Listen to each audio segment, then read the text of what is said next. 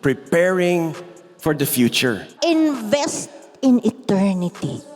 Kailangan nating i-maximize ang ating buhay. Be careful how you live. Don't live like fools, but like those who are wise. Make the most of every opportunity in these evil days.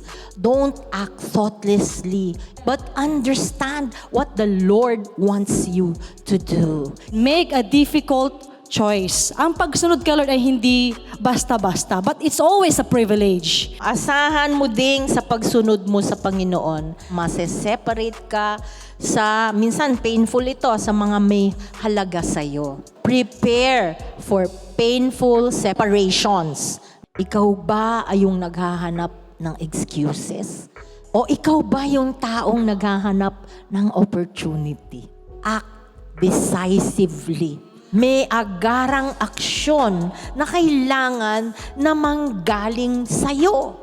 There is a high cost to following Jesus. If you keep on plowing yung mga bagay na yan that keeps you away from Jesus, maganda i-burn mo na yan. Walang ibang option, kapatid. Yun ang katotohanan. If He's not Lord of all, then He is not Lord at all. Piliin natin to pick up our cross and follow Him. Let's go where He leads. It's the one decision we will not ever regret. It's not easy because it's not supposed to be easy. Come on. The hard is what makes it good. This temporary suffering later translates to eternal glory with you in your presence.